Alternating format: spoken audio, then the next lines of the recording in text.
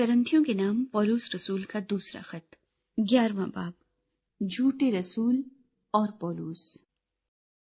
کاش کہ تم میری تھوڑی سی بے وقوفی کی برداشت کر سکتے۔ ہاں، تم میری برداشت کرتے تو ہو۔ مجھے تمہاری بابت خدا کی سی غیرت ہے، کیونکہ میں نے ایک ہی شوہر کے ساتھ تمہاری نسبت کی ہے، تاکہ تم کو پاک دامن کنواری کی مانند مسیح کے پاس حاضر کروں۔ لیکن میں ڈرتا ہوں کہیں ایسا نہ ہو کہ جس طرح سانپ نے اپنی مکاری سے ہوا کو بہکایا، اسی طرح تمہارے خیالات بھی اس خلوص اور پاک دامنی سے ہٹ جائیں جو مسیح کے ساتھ ہونی چاہیے۔ کیونکہ جو آتا ہے اگر وہ کسی دوسرے یسوع کی منادی کرتا ہے جس کی ہم نے منادی نہیں کی، یا کوئی اور روح تم کو ملتی ہے جو نہ ملی تھی، یا دوسری خوشخبری ملی جس کو تم نے قبول نہ کیا تھا، تو تمہارا برداشت کرنا بجا ہے۔ میں تو اپنے آپ کو ان افضل رسولوں سے کچھ کم نہیں سمجھتا، اور اگر تقریر میں بے شعور ہوں تو علم کے اعتبار سے تو نہیں، بلکہ ہم نے اس کو ہر بات میں تمام آدمیوں پر تمہاری خاطر ظاہر کر دیا۔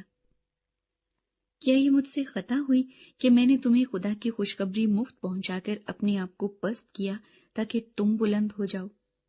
میں نے اور کلیسیاؤں کو لوٹا، یعنی ان سے اجرت لی تاکہ تمہاری خدمت کروں، اور جب میں تمہارے پاس تھا اور حاجت مند ہو گیا تھا تو بھی میں نے کسی پر بوجھ نہیں ڈالا، کیونکہ بھائیوں نے مقدونیہ سے آ کر میری حاجت کو رفع کر دیا تھا، اور میں ہر ایک بات میں تم پر بوجھ ڈالنے سے باز رہا اور رہوں گا۔ مسیح کی صداقت کی قسم جو مجھ میں ہے، اخیا کے علاقے میں کوئی شخص مجھے یہ فخر کرنے سے نہ روکے گا۔ کس واسطے؟ کیا اس واسطے کہ میں تم سے محبت نہیں رکھتا؟ اس کو خدا جانتا ہے، لیکن جو کرتا ہوں وہی کرتا رہوں گا، تاکہ موقع ڈھونڈنے والوں کو موقع نہ دوں، بلکہ جس بات پر وہ فخر کرتے ہیں اس میں ہم ہی جیسے نکلیں، کیونکہ ایسے لوگ جھوٹے رسول اور دغابازی سے کام کرنے والے ہیں، اور اپنے آپ کو مسیح کے رسولوں کے ہم شکل بنا لیتے ہیں۔ اور کچھ عجب نہیں، کیونکہ شیطان بھی اپنے آپ کو نورانی فرشتے کا ہم شکل بنا لیتا ہے۔ بس اگر اس کے خادم بھی راست بازی کے خادموں کے ہم شکل بن جائیں تو کچھ بڑی بات نہیں، لیکن ان کا انجام ان کے کاموں کے موافق ہوگا۔ بطور رسول پولس کا دکھ اٹھانا۔ میں پھر کہتا ہوں کہ مجھے کوئی بے وقوف نہ سمجھے، ورنہ بے وقوفی سمجھ کر مجھے قبول کرو کہ میں بھی تھوڑا سا فخر کروں۔ جو کچھ میں کہتا ہوں وہ خداوند کے طور پر نہیں، بلکہ گویا بے وقوفی سے اور اس جرت سے کہتا ہوں جو فخر کرنے میں ہوتی ہے۔ جہاں اور بتیرے جسمانی طور پر فخر کرتے ہیں، میں بھی کروں گا، کیونکہ تم تو عقل مند ہو کر خوشی سے بے وقوفوں کی برداشت کرتے ہو۔ جب کوئی تمہیں غلام بناتا ہے یا کھا جاتا ہے یا پھنسا لیتا ہے یا اپنے آپ کو بڑا بناتا ہے یا تمہارے منہ پر تماچا مارتا ہے تو تم برداشت کر لیتے ہو۔ میرا یہ کہنا ذلت ہی کے طور پر صحیح کہ ہم کمزور سے تھے، مگر جس کسی بات میں کوئی دلیر ہے، اگرچہ یہ کہنا بے وقوفی ہے، میں بھی دلیر ہوں۔ کیا وہی عبرانی ہے؟ میں بھی ہوں۔ کیا وہی اسرائیلی ہیں؟ میں بھی ہوں۔ کیا وہی ابراہم کی نسل سے ہیں؟ میں بھی ہوں۔ کیا وہی مسیح کے خادم ہیں؟ میرا یہ کہنا دیوانگی ہے، میں زیادہ تر ہوں۔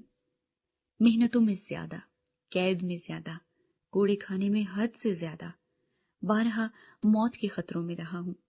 میں نے یہودیوں سے 5 بار ایک کم 40 کوڑے کھائے، 3 بار بینت لگے، 1 بار سنسار کیا گیا، 3 مرتبہ جہاز ٹوٹنے کی بلا میں پڑا، 1 رات دن سمندر میں کاٹا۔ میں بارہا سفر میں، دریاؤں کے خطروں میں، ڈاکوؤں کے خطروں میں، اپنی قوم سے خطروں میں، غیر قوموں سے خطروں میں، شہر کے خطروں میں، بیابان کے خطروں میں، سمندر کے خطروں میں، جھوٹے بھائیوں کے خطروں میں، محنت اور مشقت میں، بارہا بیداری کی حالت میں، بھوک اور پیاس کی مصیبت میں، بارہا فاقہ کشی میں، سردی اور ننگے پن کی حالت میں رہا ہوں۔ اور باتوں کے علاوہ جن کا میں ذکر نہیں کرتا، سب کلیسیاؤں کی فکر مجھے ہر روز آ دباتی ہے۔ کس کی کمزوری سے میں کمزور نہیں ہوتا، کس کے ٹھوکر کھانے سے میرا دل نہیں دکھتا۔ اگر فخر ہی کرنا ضرور ہے تو ان باتوں پر فخر کروں گا جو میری کمزوری سے متعلق ہیں، خداوند یسوع کا خدا اور باپ جس کی ابد تک حمد ہو جانتا ہے کہ میں جھوٹ نہیں کہتا۔ دمشق میں اس حاکم نے جو بادشاہ آرتاس کی طرف سے تھا میرے پکڑنے کے لیے دمشقیوں کے شہر پر پہرا بٹھا رکھا تھا۔ پھر میں ٹوکرے میں کھڑکی کی راہ دیوار پر سے لٹکا دیا گیا اور میں اس کے ہاتھوں سے بچ گیا۔